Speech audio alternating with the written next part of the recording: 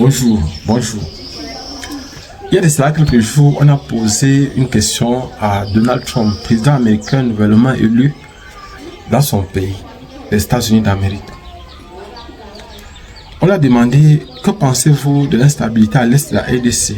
Il a dit, c'est un problème sérieux. Mais lorsqu'on lui a posé les questions concernant l'Ukraine, on va vous donner dans cette vidéo les positions des États-Unis par rapport à l'Ukraine. Et on va vous donner les positions de l'Ukraine par rapport à la résolution de ce conflit-là et la position de la Russie par rapport à ce conflit. Nous allons voir de façon plus profonde les positions de chaque groupe et comment compte résoudre le problème. Quelle sera la place occupée par l'Union européenne ou encore par l'Occident ou l'Union européenne, si on peut dire comme ça.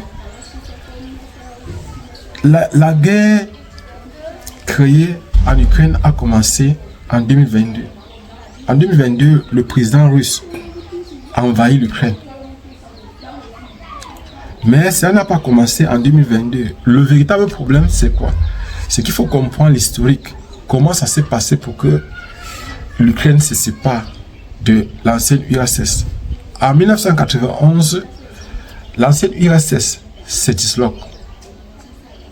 C'est-à-dire, vous savez, avant, il y avait ce qu'on appelle la guerre froide. Et la guerre froide est une guerre interposée. Une guerre, par exemple, on dit guerre froide parce que les superpuissances qui étaient les États-Unis et la Russie, l'URSS plutôt, ne pouvaient pas combattre de front. Et ils ne combattaient que par pays interposés, c'est-à-dire de façon indirecte. Or, pendant les années, les États-Unis ont toujours cherché à fragiliser au maximum possible l'URSS. Avec le président Gorbatchev, l'URSS s'est disloquée. Et c'est donc comme ça que, en petits pays qui deviendront indépendants. Mais en 2014, il y a un problème qui se pose. Or, pendant la dislocation, toujours, même pendant la guerre froide, il y avait eu des ententes entre les États-Unis. Vous savez, vous avez entendu parler de la guerre du Cuba, la guerre des missiles. Le fait que l'URSS était allé placer les missiles à Cuba qui se tournaient et regardaient les États-Unis. Ce problème avait été résolu et il y avait eu une entente entre les grandes puissances. Et pendant cette entente, il ne fallait pas que un pays, par exemple, pas placer l'arsenal militaire auprès des frontières de notre pays, comme cela s'était passé au Cuba. Il ne fallait plus que cela se produise encore dans le monde. Et c'est comme ça donc qu'il y a eu des ententes entre les grandes puissances, entre l'URSS et les États-Unis. Donc en fait, normalement, l'OTAN, soutenu par l'Occident et les États-Unis, ne devrait pas se rapprocher autant que possible de l'URSS ou de la Russie. On va donc comprendre quelles sont les raisons qui ont poussé la Russie à envahir l'Ukraine. Voyons un peu. Donc, parmi les raisons qui vont pousser la Russie à envahir l'Ukraine, on va parler d'abord des raisons politiques, des raisons économiques, des raisons stratégiques et aussi des raisons historiques. Donc, nous allons voir de façon progressive qu'est-ce qui s'est passé pour chaque type. C'est-à-dire pour chaque... quelles sont les raisons que la Russie a données pour pouvoir envahir l'Ukraine. Donc l'une des premières raisons que la Russie donne pour envahir l'Ukraine, c'est que il faut protéger les populations russophones ou pro-russes qui sont persécutées par l'Ukraine. Tout simplement parce que ils sont russophones, c'est-à-dire parlent le russe, ou ils sont très proches de la Russie, voudraient s'allier à la Russie. Et pour cela, la Russie pense qu'il y a des extrémistes, des nazis, comme ils appellent en Ukraine, qui veulent, par exemple, détruire, qui veulent persécuter des populations russophones. Et c'est donc la raison pour laquelle c'est l'une des raisons pour lesquelles il va annexer. Donc ça, c'est l'une des premières raisons qu'il va donner, que Poutine, le président Vladimir Poutine va donner pour pouvoir annexer l'Ukraine, la protection des populations russophones. Donc, on a par exemple les populations rusophones sont dans le Donbass, c'est-à-dire dans le Donetsk et Luhansk. Moscou accuse l'Ukraine de persécuter les populations pro-russes. Et parce que ils ont sorti des lois dès 2014 pour restreindre l'utilisation de la langue russe. Et maintenant, cette justification a été utilisée pour soutenir les séparatistes du Donbass, c'est-à-dire pour soutenir ceux qui étaient persécutés, ceux qui voulaient parler le russe, mais que l'Ukraine refusait. Maintenant, il y a des raisons historiques et on peut dire idéologiques. Vous savez que l'Ukraine était au départ toujours une partie de l'ancienne URSS. Et le président Vladimir Poutine va toujours dire l'Ukraine et la Russie forment un. C'est-à-dire, il se souvient du moment où encore on avait l'ancien, il se souvient de l'époque où l'URSS était un tout, un ensemble. Et c'est donc l'une des raisons pour lesquelles il aurait tendance à étendre pour récupérer tous les territoires pro-russes. Donc ça, c'est une des raisons. Il remet en cause les frontières actuelles qui ont été tracées après 1991. Donc c'est après la dislocation de l'ex-URSS que les frontières ont été délimitées. Les frontières de l'Ukraine ont été délimitées. Et il se dit qu'il y a eu des erreurs, certainement au niveau de la délimitation de ces frontières-là. Voilà ce que dit Vladimir Poutine comme raison historique et idéologique. On voit aussi que l'autre raison, c'est aussi une correction. Donc ça veut dire qu'il veut faire la correction de ce que l'histoire a fait, les erreurs de l'histoire. On voit encore une autre raison. L'autre raison, c'est l'opposition à l'OTAN et à l'Occident. Depuis 2014, le président Volodymyr Zelensky se rapproche trop de l'Occident. Il veut s'allier à l'Union européenne et il veut s'allier aussi à l'OTAN. Et la Russie voit donc comme une menace. Parce que voit donc l'Ukraine comme une menace dans la mesure où l'OTAN peut venir placer des armes ou peut venir placer par exemple des armes, des missiles au niveau de sa frontière, au niveau de l'Ukraine. Et si on place des missiles au niveau de l'Ukraine, on peut facilement frapper, on peut venir placer des bases ou des bases militaires en Ukraine. Ce qui fait que la Russie se sent directement menacée. Donc, en annexant le tissé territoire, Moscou crée donc une zone tampon. Il y a la Crimée, il y a Donbass, que Moscou va chercher à récupérer, qui va récupérer. Une autre raison que Moscou donne pour envahir l'Ukraine, c'est qu'il faut sécuriser les routes maritimes, c'est-à-dire les routes de la mer Noire et les routes stratégiques. Voilà une des raisons que Moscou va donner pour pouvoir envahir l'Ukraine. Et la Crimée offre un accès direct et stratégique. Parce que vous savez qu'au niveau de la Crimée, il y a la mer Noire. C'est-à-dire que il y a un port. Et ça donne accès facilement aux sous-marins russes de pouvoir venir se cacher. C'est vrai, les sous-marins ont tendance à se cacher plus dans les lagunes. Mais ici, ça donne un accès plus rapide, un accès territorial, un accès maritime. Donc, aux bateaux et aux sous-marins russes. Donc, c'est purement stratégique pour la Russie de pouvoir occuper. Et puis maintenant aussi, il y a les régions de Zaporizhzhia et Kherson sont cruciales pour établir un pont terrestre entre la Crimée et la Russie, renforçant la logistique militaire et économique de Moscou. Le contrôle de la pêche empêche le contrôle de la côte va donc empêcher à l'Ukraine d'avoir accès à la mer. Parce que tant que la Crimée appartient à l'Ukraine, l'Ukraine a accès à la mer Donc si par exemple la Crimée n'appartient plus à l'Ukraine, alors l'Ukraine n'aura plus accès à la mer. D'autres raisons encore. Maintenant, pourquoi est-ce que d'autres raisons pour lesquelles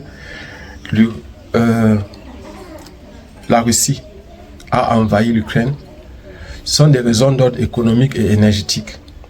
Vous savez que le Donbass est très riche en mines de charbon. Le Donbass est très riche en mines de charbon et aussi une forte industrie en sidérurgie. Une forte industrie en sidérurgie. Et le fait d'occuper dans le Donbass va donc permettre à la Russie d'avoir facilement le charbon et d'avoir cette industrie sidérurgique. C'est pour la fonte de l'acier, fonte par exemple du fer, fonte par exemple, voilà, la sidérurgie c'est la fonte des minerais. Donc, et aussi la Crimée et la mer d'Azov qui possèdent des hydrocarbures et un grand potentiel énergétique. La Crimée possède donc des hydrocarbures et un grand potentiel énergétique. Donc, bon, on voit que tout se passe comme si la Russie veut dépouiller l'Ukraine de ses ressources, de son potentiel économique.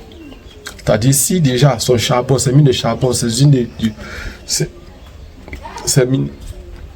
hydrocarbures, son potentiel énergétique est récupéré par la Russie.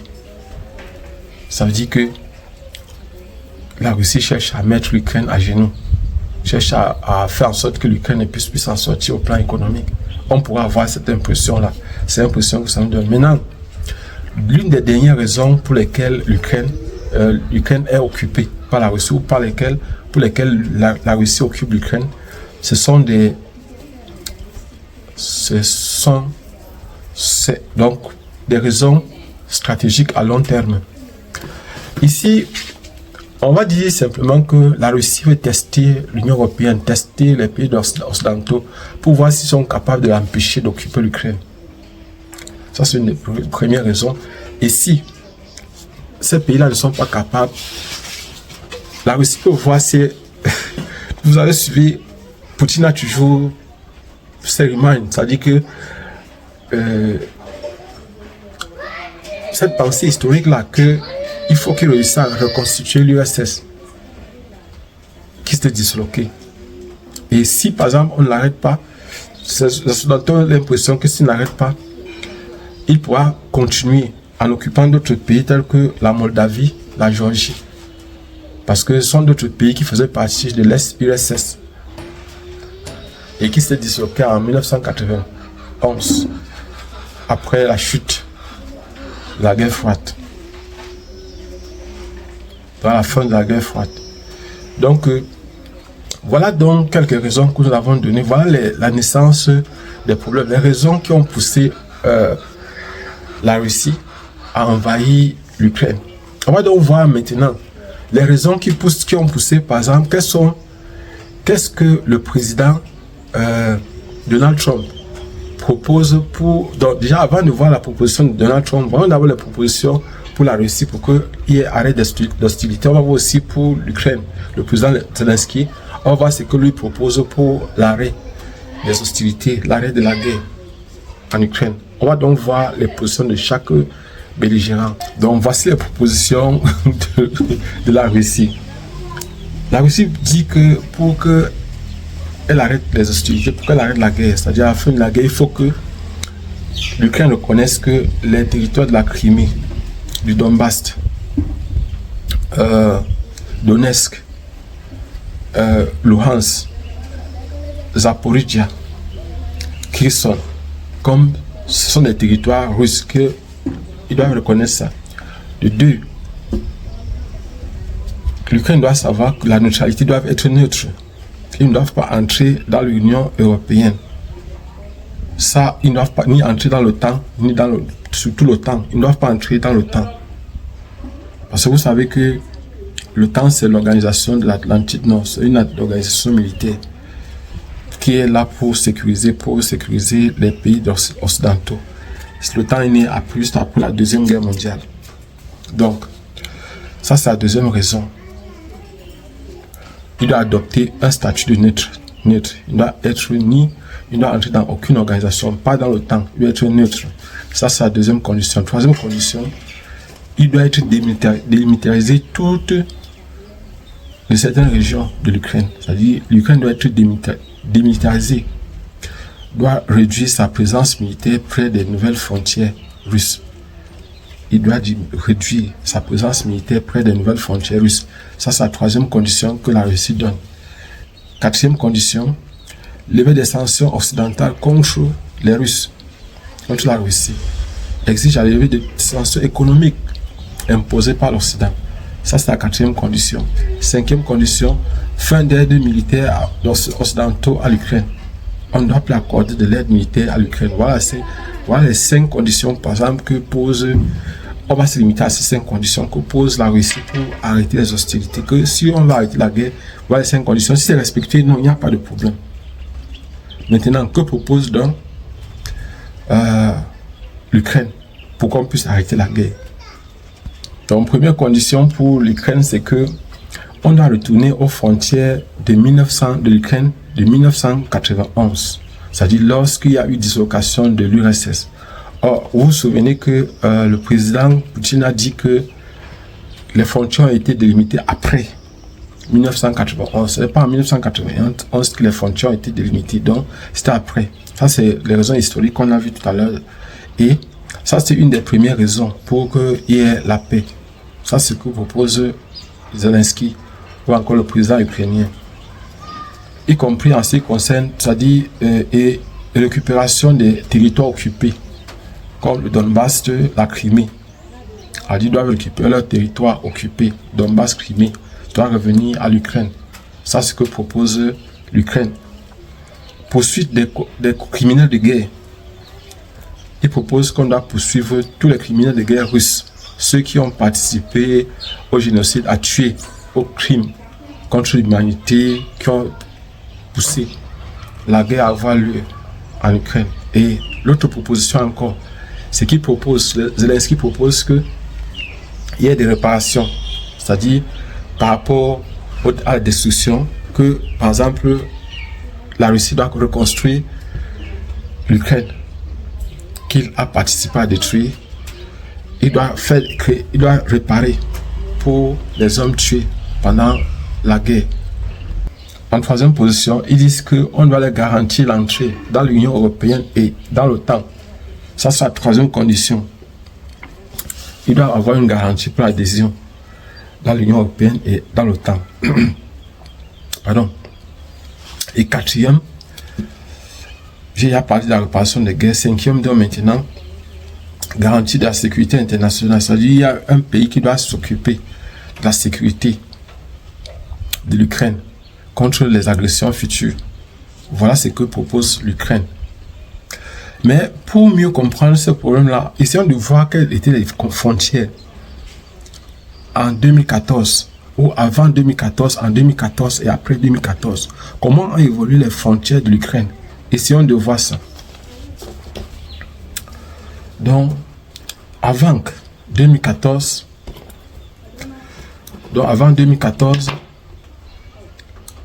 vous devez savoir que l'Ukraine a eu son indépendance en 1991, lors de la dislocation de l'URSS. Et maintenant, l'Ukraine conserve ses frontières héritées de l'Union soviétique, comprenant la Crimée, le Donbass et toutes les régions actuelles. Donc, normalement, la Crimée et le Donbass faisaient partie de l'Ukraine et toutes les régions actuelles.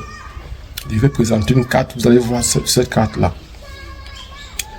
Elle a été reconnue au plan international avec une superficie de 603 228 km². 628 000 km². Donc voilà la superficie au départ de l'Ukraine. En deuxième position, on va voir en 2014. Qu'est-ce qui s'est passé? En 2014, il y a l'annexion de la Crimée et le début de la guerre du Donbass. C'est ce qui se passe en 2014. Pourquoi? Parce qu'en mars 2014, la Russie annexe la Crimée. Et après le référendum contesté, modifiant les frontières de l'Ukraine. En avril 2014, les séparatistes pro-russes déclarent l'indépendance du Donetsk et du Luhansk dans le Donbass. Donc voilà ce qui se passe en 2014. Donc ces séparatistes sont soutenus par la Russie. L'Ukraine perd de facto le contrôle de la Crimée et certaines parties du Donbass. Le 3. Maintenant, après 2014, c'est-à-dire 2015 jusqu'à 2025, qu'est-ce qui s'est passé en Ukraine? On va dire que de 2015 à 2021, tout reste calme. Les lignes de démarcation restent stables. Il n'y a pas de problème au niveau des frontières. Mais en février 2022, l'armée russe lance une invasion. La Russie lance une invasion à grande échelle de l'Ukraine. L'Ukraine veut entrer dans l'Union européenne. L'Ukraine veut entrer dans l'OTAN. Et l'armée russe lance une invasion donc. En septembre 2022, la Russie annexe officiellement Donetsk, Luhansk, Zaporizhia et Kherson, bien que ces territoires restent contestés. Entre 2023 et 2025, l'Ukraine reconquiert partiellement certains territoires. La guerre continue jusqu'aujourd'hui. Il y a eu des attaques, par exemple, de l'Ukraine directement dans les territoires russes. Mais ici, nous allons voir maintenant que propose le président Donald Trump pour la résolution du problème ukrainien. Que propose le président Donald Trump? C'est ce qu'on doit voir maintenant. Dans le 12 février 2025, le président Donald Trump a appelé le président Vladimir Poutine. Ils ont causé au téléphone pendant plus d'une heure 30 minutes. Et le président Donald Trump a proposé qu'il faut qu'ils se retrouvent pour résoudre ces problèmes. Et je crois qu'ils doivent se réunir en Arabie Saoudite pour se retrouver. Et après ça, ils vont confirmer les dates où le président Vladimir Poutine va aller aux États-Unis et les dates où le président Donald Trump va aller en Russie. Donc, et maintenant, l'Union européenne semble être marginalisée dans la résolution de ce conflit. Et le secrétaire d'État à la défense, Peter Hesek, a dit à l'Ukraine de ne pas s'attendre à ce que les frontières qu'il doit oublier, déjà, les frontières de 2014 qu'il doit oublier, qu'on ne peut plus revenir sur ça, et qu'ils doivent aussi oublier le temps. Ils ne peuvent plus entrer dans le temps. Voilà ce qui est convenu. Et on peut s'attendre à ce que ce conflit soit résolu entre les grands. Et il faut savoir une chose, c'est que personnellement, j'ai toujours vu le président Donald Trump comme un homme de paix, un homme qui sait résoudre les conflits, un homme qui tient compte de tous les paramètres pour pouvoir agir. Les Américains ont pensé que c'était un messie. Et il semble être celui-là qui va résoudre beaucoup de conflits dans ce monde, qui n'encourage pas la guerre, qui n'encourage pas les meurtres, qui n'encourage pas qu'on tue les deux êtres humains, parce que lui-même il est passé à côté de la mort. Une balle a presque frôlé sa tête, l'a blessé. Et il a été le miraculeux d'une tentative d'assassinat. Voilà ce que c'est que. On va voir demain qu'est-ce qui va se passer. L'Ukraine, surtout pour l'Ukraine, le président Zelensky a proposé au président américain un dialogue. Le président américain Donald Trump lui a dit: si tu peux venir aux États-Unis, il n'y a pas de problème, mais moi je ne peux pas venir chez toi. Et il a dit qu'il viendra aux États-Unis. Il a toujours voulu proposer les terres rares. Je ne comprends pas ce genre de président comme le président Zelensky qui envoie son peuple à la mort, qui est prêt à tout pour l'orgueil. À quoi ça sert? À quoi ça sert? À quoi ça sert? Il n'a aucun respect pour la vie humaine. Je ne sais pas. En fait, cet homme-là devrait être jugé. Il devrait être arrêté et être jugé. Parce que ce qu'il a fait pour le peuple ukrainien, il a humilié le peuple ukrainien. Il a sacrifié des vies humaines. Et aujourd'hui, l'Ukraine est à terre. L'Ukraine est au sol. À cause de lui. On reviendra dessus prochainement. Abonnez-vous et partagez au maximum possible cette vidéo. Dites-moi ce que vous aussi, vous pensez de ça.